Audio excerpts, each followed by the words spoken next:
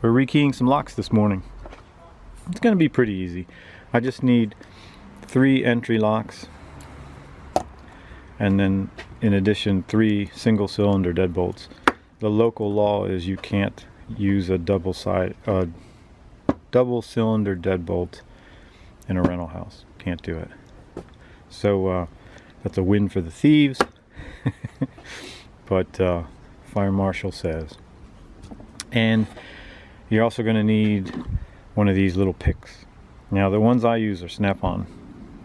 Now, except for this one, which happens to be a Mac, but I have these kits in different locations. The most important thing is that it's a bright color, because you don't want to accidentally eat this. Because in order to key locks, you're going to need not just the Kwickset lock pin kit thing and the locks, you're going to need blueberries. And if you're eating oranges and you got an orange pick, that could end up poorly. So how many blueberries? Well, that really depends on how long this takes you. Me, I think a pint should be fine for me.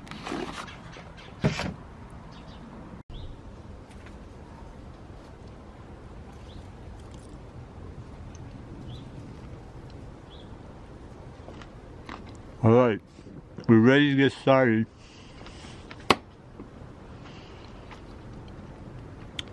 I'm taking the pick, and there's a cover here, and I'm just lifting on the sides, that little tooth, and out come 5 springs, 5 top pins, and should be 5 pins that'll all be different. So your top pins are going to be the same, and your individual pins are going to follow the contour of the key, so they're going to be different. I'll explain more. Here's the code on this key. I'm not sure if that's in focus. I'm going to take my hook tool. Oh, hold on. Okay, I'm ready. How can I get, there we go. See this one here? That's a number 6. That's a number 3. That's a number 3. This is a number 6, and this is a number 5. So what that's basically saying is these numbers that I just rattled off coincide with the pin kit and the pins that show you the number.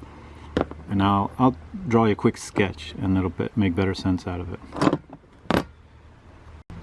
Okay, so let's say this is your key.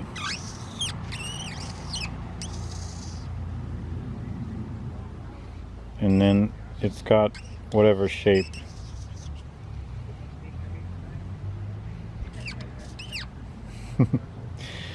Now for the cylinder to work, so you got this edge and you've got this edge here, the pins that you put in have to be the correct size.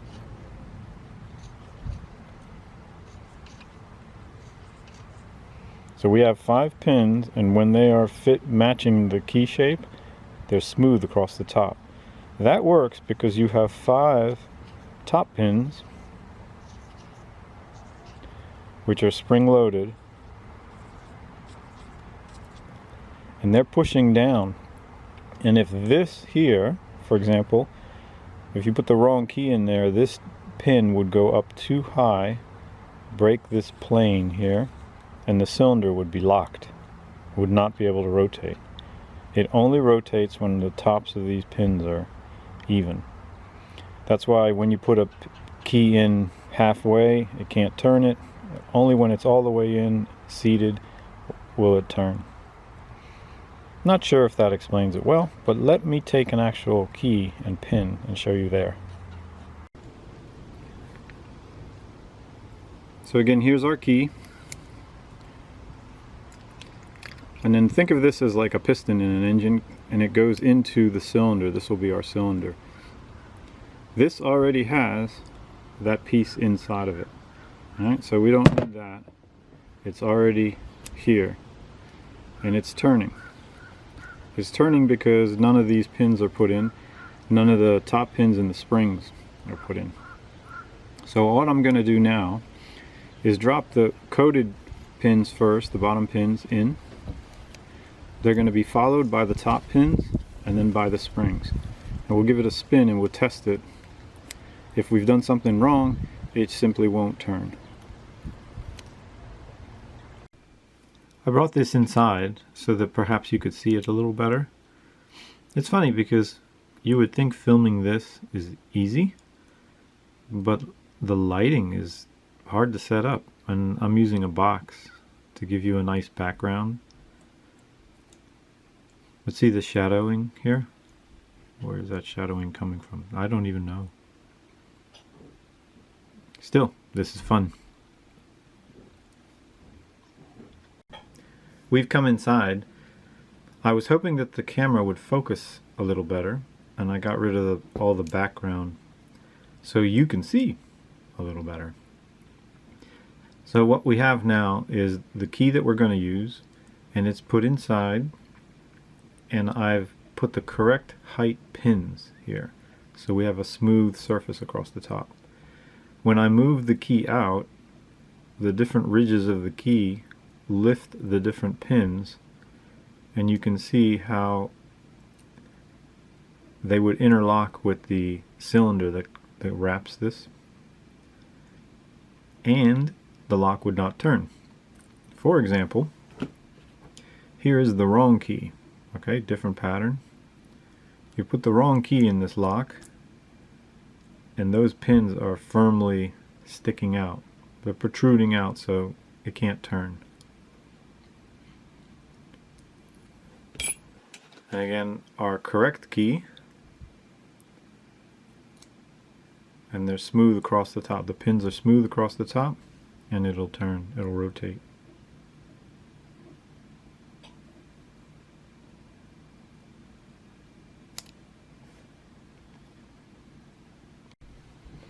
So this is a lock that we have not rekeyed yet. And this is the correct key that we want to use. The code is basically the wrong one. The different pins that are inside are now, instead of being smooth across the top here, they're either going up into this little tower or down into this to this piece right here. Can you see that? Can you see that? Okay. So what I'm going to do is I'm going to take this cap off, and that's going to release the 5 springs, the 5 top pins, and then our miscellaneous pins.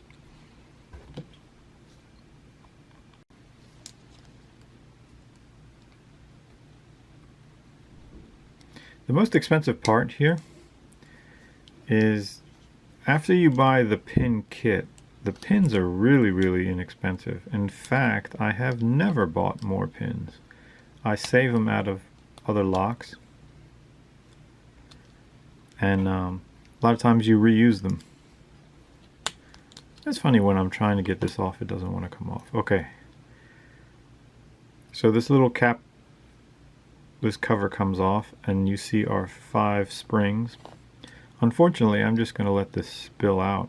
You're not really going to get a good idea of what's in there. You're going to see 5 springs and 10 pins come out. 5 of the pins are going to be all different, and then 5 of the pins are a top pin. They're pretty much the same size. I'll show you that in a second. I showed you that a moment ago, so you're probably catching on by now. Okay, so I'm using our key just to make sure that all the pins have come out. Ah, this thing is stiff. But see how it's rotating now? Alright, there are no obstructions from the pins. No pins in there to stop it. Okay, let me go ahead and put our pins in. I'll show them to you in a second. So here we have our pins. These are the correct ones. They match our key. You can see across the top, they're smooth. So I'm going to take these pins out, try to catch them here. You might be able to tell that they're different sizes. And now, going to bring in our lock, the one we want to correct, and set the pins in place. It's funny because I'm not paying attention to what I'm doing. I'm trying to see if the camera is staying in focus so you can see. I have done this many, many times. So I know what it looks like, but I'm trying to show you. As I grab the different pins, I'm recognizing their size, so I'm putting them in where they belong.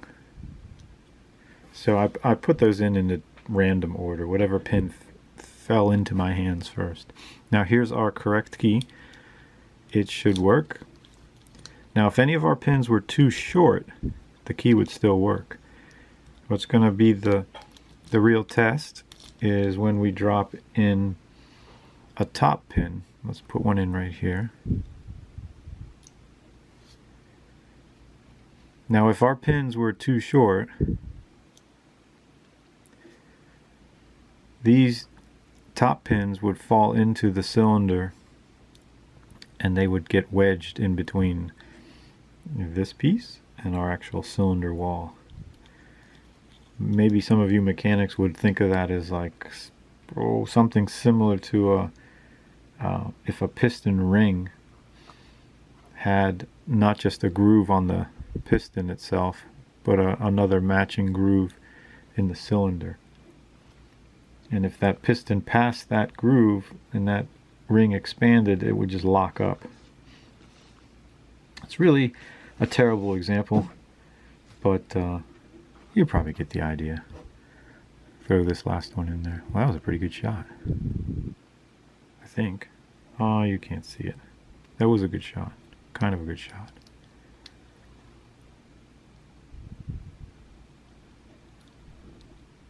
Alright, that's not a good shot. There it is. Alright, so we're turning without any issues. Now we have to add the tension, and our springs are going to do that for us.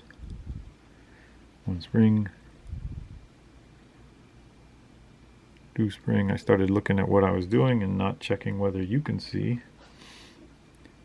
It's interesting, it takes a lot to set up the lighting and get the cameras just right.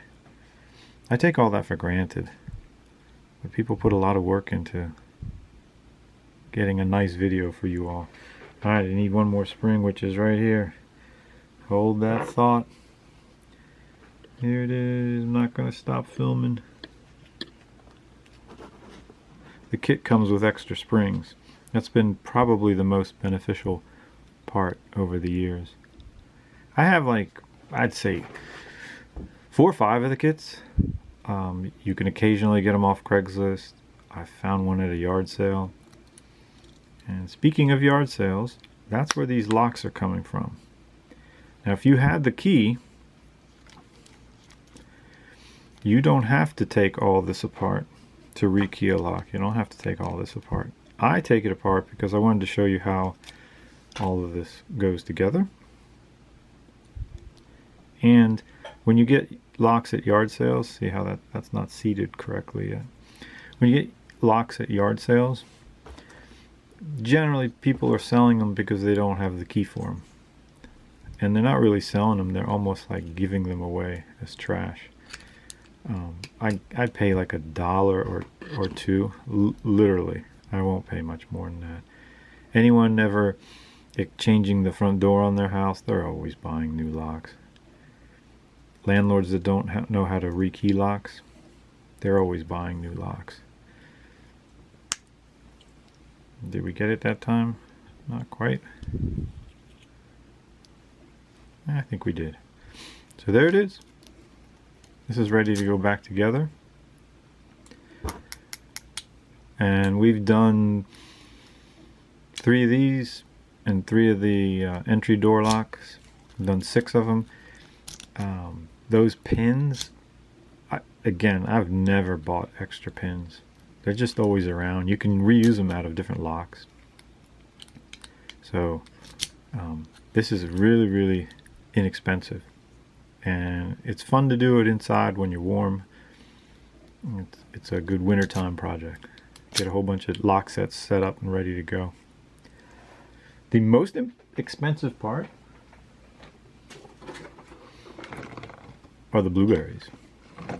Yeah, you can see, look, can you see how many we've used?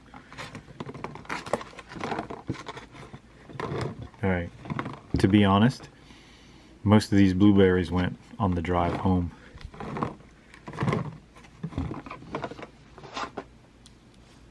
Alright, thank you very much for hanging out. I hope this is of some help to you.